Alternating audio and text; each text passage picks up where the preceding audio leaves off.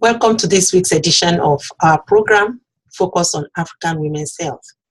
This is a program that is committed to promotion of African women's health at home and abroad.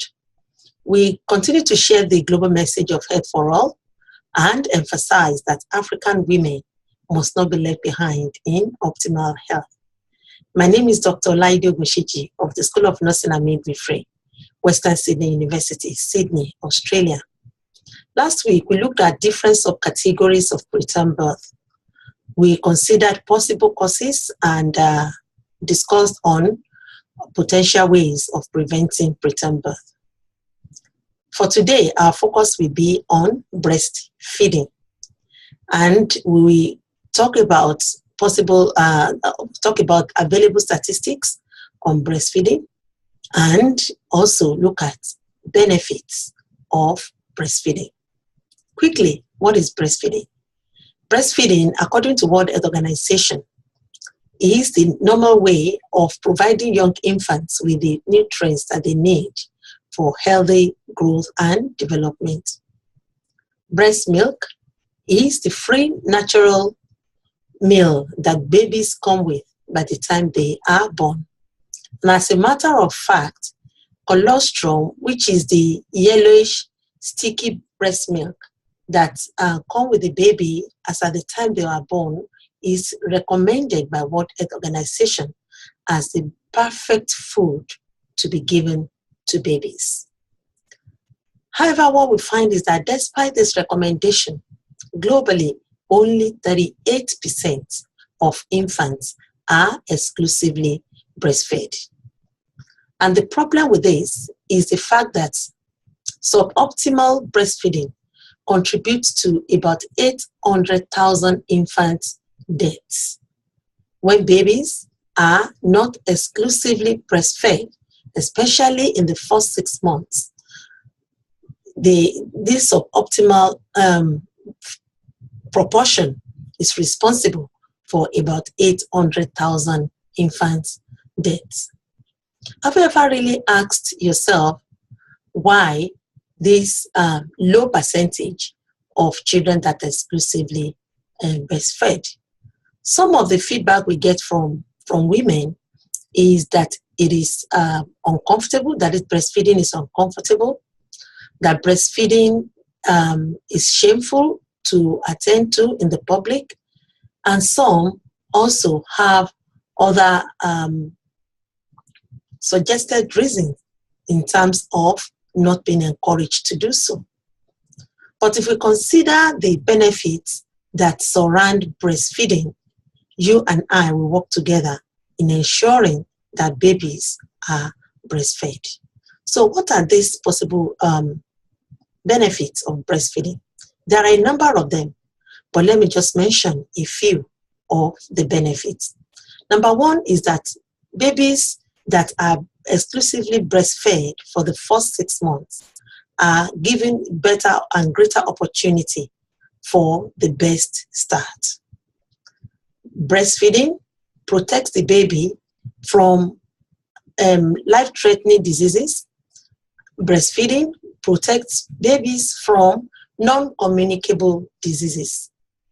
And not is breastfeeding only beneficial to the babies, it's also beneficial to the mothers in terms of prevention of ovarian and breast cancer.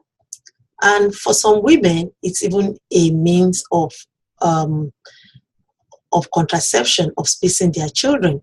You find out that there are some children, and you find out that there are some women, the first 6 months of exclusive breastfeeding of their babies assists them from unwanted pregnancy.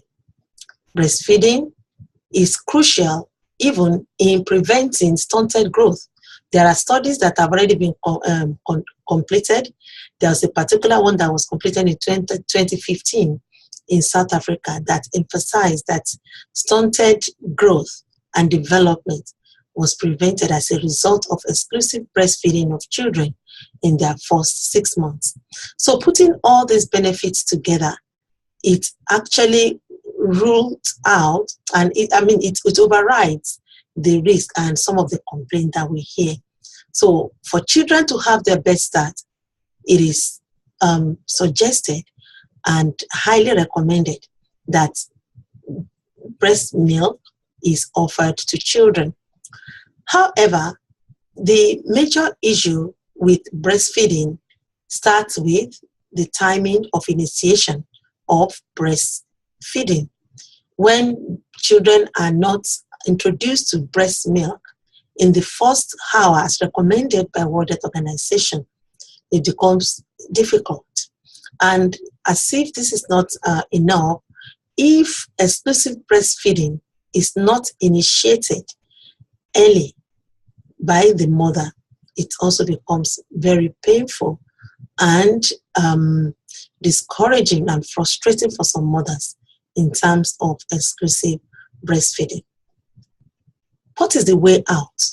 World Health Organization have some suggestion in terms of what can be done to increase exclusive breastfeeding for children. As a matter of fact, there is a global goal of increasing exclusive breastfeeding to 50% by the year 2025.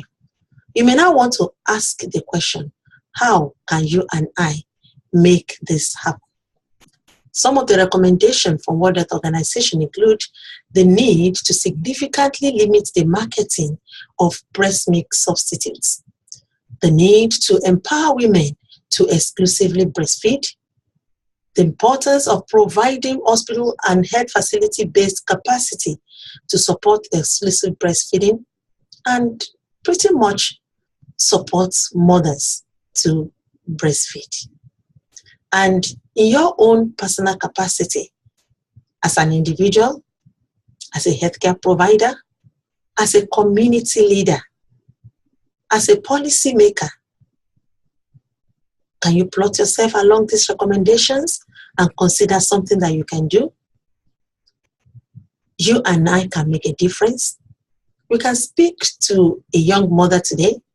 We can encourage a breastfeeding mother. We can start conversation with the plan to breastfeed, even with a pregnant mother.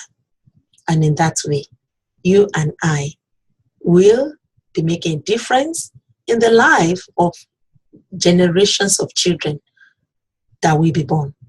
We'll be making a difference even in the life of that mother in prevention of all manner of illnesses that are associated with low breastfeeding. And that is it for me for today. Next week, like I said earlier on, we're going to bring findings from a empirical study among African migrant women with regards to the experience with breastfeeding. And until next week when we meet again, I would like to thank you for being there. Thank you for watching. Thank you for listening. Let's keep the conversation going. And I see you next week. Thank you very much.